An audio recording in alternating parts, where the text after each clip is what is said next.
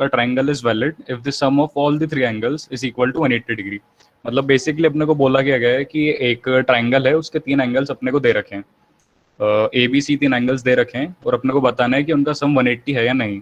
अगर उनका सम 180 आ रहा है तो अपने को आउटपुट कराना है यस। अगर सम 180 से ज़्यादा या कम आ रहा है या 180 नहीं आ रहा है तो अपने को आउटपुट कराना है नो।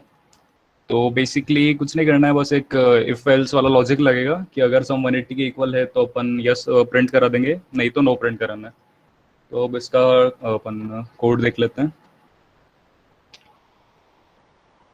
ओके, तो ये बेसिक सी प्लस प्लस का टेम्पलेट है।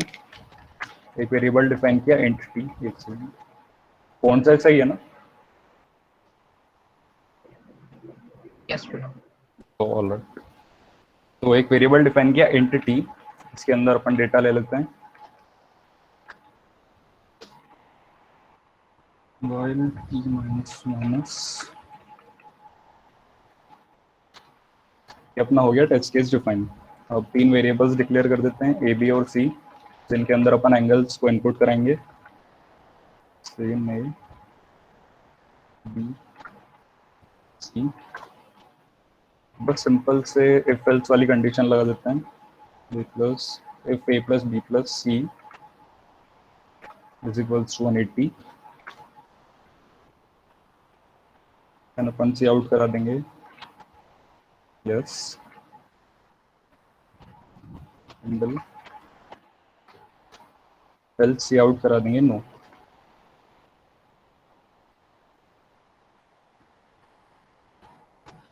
तो ये हो गया अपना कोड। इसको एक बार रन करके चेक कर लेते हैं। तो ये इनपुट क्वेश्चन में दे रखा था, इसी से अपन चेक करते हैं एक बार रन करके। ठीक है, तो पहले का आउटपुट आया यस। तो पहले का सम करके देखते हैं, 100 प्लस 40 140 प्लस 40 180। तो पहला से ये यस आ गया। दूसरे में फिर देखेंगे तो 90 प्लस 90 180, दूसरे का भी आउटपुट यस आ रहा है। फिर जब अपन तीसरा टेस्ट केस देखते हैं तो इसमें सम आ रहा है 182। तो ये वैलिड ट्रायंगल नहीं है, इसलिए इसका आउटपुट आया नो। ये था प्रोग्राम। किसी को कोई डाउट इसमें?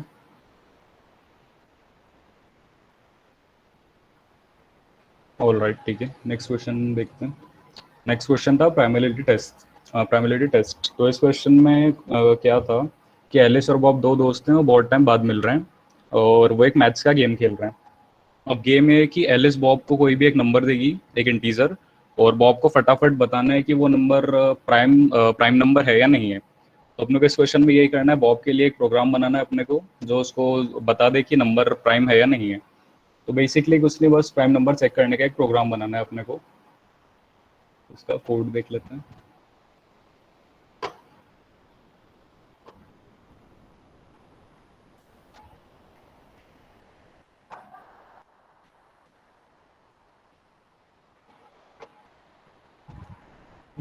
वाले टेस्ट केस के लिए टी ले लिया, cin T,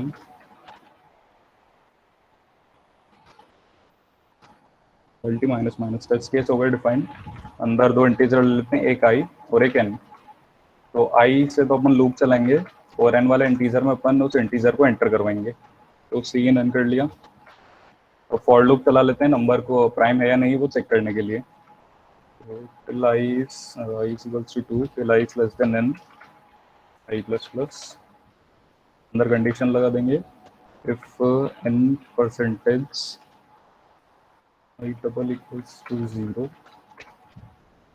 then loop हो जाएगा ब्रेक। फॉर लूप के बाहर आ गए अपन। अब यहाँ पे कंडीशन लगा देते हैं if I double equals to n, then see out yes, handle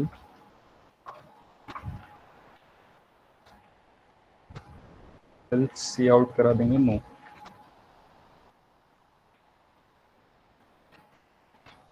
will return 0। Programme ठीक है, एक बार चेक कर लेते हैं। इसमें इनपुट वही क्वेश्चन वाला लेंगे।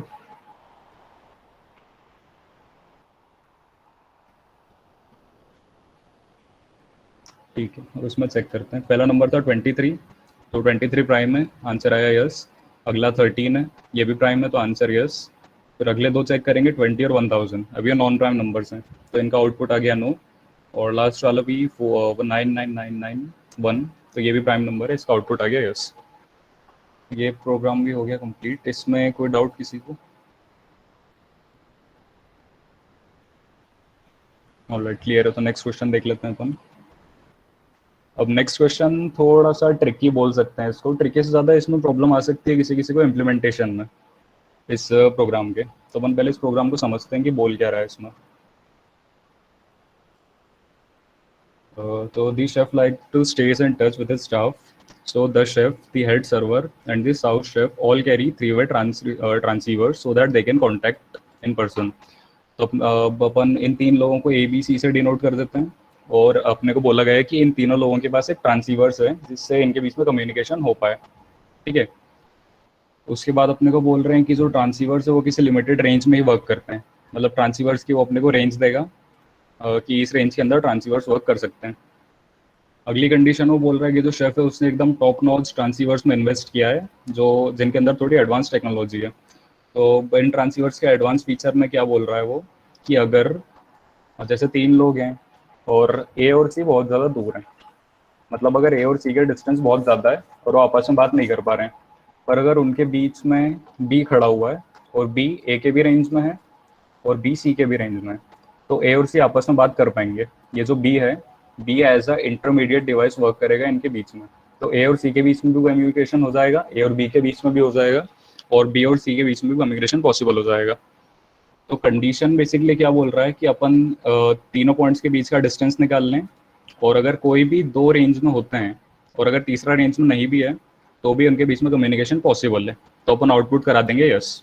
और अगर कम से कम दो पॉइंट्स भी रेंज में नहीं है तो कम्युनिकेशन पॉसिबल नहीं होगा उनके बीच में, और अपन आउटपुट करा देंगे नो। अब इस प्रोग्राम को शुरू करने से पहले अपने को देखना पड़ेगा कि डिस्टेंस बिटवीन टू पॉइंट्स का फॉर्मूला क्या होता है। अच्छा, एक चीज़ और, उसने ए बी और सी तीनों के कोऑर्डिनेट्स दे रखे हैं अपने को। जैसे ए का कोऑर्डिनेट 0 1, बी का 0 0 और सी का 1 0 दे रखा है। तो ये तीनों पॉइंट्स इन कोऑर्डिनेट्स पे खड़े हुए हैं। तो अपन देख लेते हैं डिस्टेंस बिटवीन टू पॉइंट्स का फॉर्मूला क्या होता है। तो फॉर्मूला होता है square root of x2 - x1 का whole square plus y2 - y1 का होल स्क्वायर। अब थोड़ा सा ट्रिकी पार्ट इसका इम्प्लीमेंटेशन ही हो सकता है, क्योंकि इस प्रॉब्लम में बस इसमें थोड़ी दिक्कत आ सकती है। तो अपन इसका इम्प्लीमेंटेशन भी देख लेते हैं।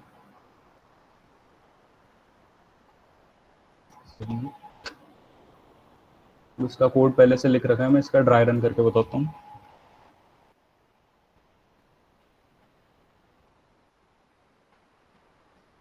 ठीक है, तो ये रहा अपना कोड। अब ये है अपना मेन कोड, इसके बाहर वही C++ का टेम्पलेट है और टेस्ट केस अपन ने डिफाइन करें। तो मेन कोड से समझना चालू करते हैं।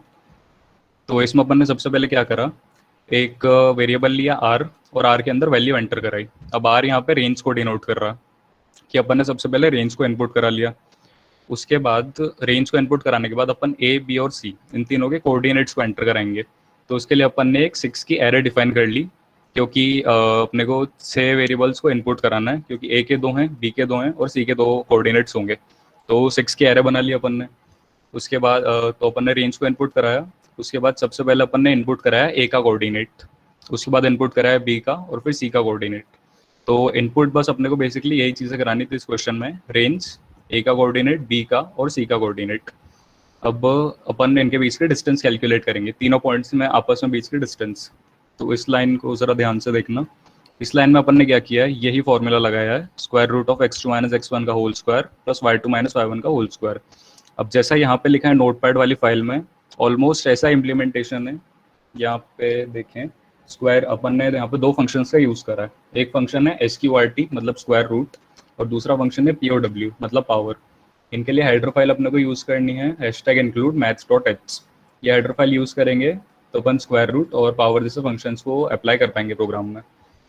तो अब इसका फॉर्मूला का इम्प्लीमेंटेशन समझते हैं। सबसे पहले अपन ने लिख दिया square root of x2 - x1 का whole square plus y2 - y1 का होल स्क्वायर, और इस पूरे का स्क्वायर रूट।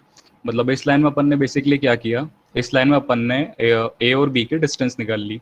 ए के कोऑर्डिनेट थे a0, तो ये है इसका x1, तो यहाँ पे आ गया a0 माइनस x2। ये है बी का x कोऑर्डिनेट, तो x2 - x1 और इसका होल स्क्वायर करा लिया। सिमिलरली अपन ने y के कोऑर्डिनेट्स में भी ऐसा ही करा, y2 जो कि है एरे 1 माइनस y1 का होल स्क्वायर जो है एरे 3। और इनका स्क्वायर और इस पूरे का स्क्वायर रूट। तो यहाँ से आ गई ए और बी के बीच की डिस्टेंस। सिमिलरली अपन ने बी और सी के बीच की डिस्टेंस निकाली यहाँ पे, और सी और ए के बीच की डिस्टेंस निकाल ली इस लाइन ऑफ कोड में। अब अपन ने क्या करा, इस पूरे को एक इफ कंडीशन में डाल दिया, एक एफ काउंटर के साथ में। तो कंडीशन क्या लगाई अपन ने कि अगर किसी भी दो पॉइंट्स के बीच के डिस्टेंस रेंज के अंदर है या रेंज के बराबर है तो काउंटर एक से बढ़ जाए। यही कंडीशन अपन ने तीनों में लगा ली। तो उसके बाद अपन लास्ट कंडीशन देखते हैं अपनी। अगर एफ काउंटर की वैल्यू 2 या 2 से ज़्यादा है, मतलब अगर कोई भी दो पॉइंट्स रेंज में हैं तो वो यस आउटपुट करा देगा, अगर रेंज में नहीं है तो वो नो आउटपुट प्रिंट करा देगा। ये था इसका कोड। अब अपन इसमें एक बार चेक करके देखते हैं। ये इनपुट डला हुआ है जो क्वेश्चन में था, तो रन करते हैं। आउटपुट अपना सही आ रहा है। पहले टेस्ट केस में पहला टेस्ट केस ये था, इसमें दो कोऑर्डिनेट, इसमें एटलीस्ट 2 कोऑर्डिनेट्स रेंज में हैं तो आउटपुट आया यस। सेकंड में भी सिमिलरली यही हो रहा है, सेकंड में भी 2 कोऑर्डिनेट्स रेंज में हैं तो आउटपुट आ रहा है यस। बट अगर अपन थर्ड टेस्ट केस को देखते हैं तो थर्ड टेस्ट केस में एटलीस्ट मतलब 2 पॉइंट्स के डिस्टेंस भी रेंज में नहीं है, तो थर्ड के टेस्ट केस में आउटपुट आ रहा है नो।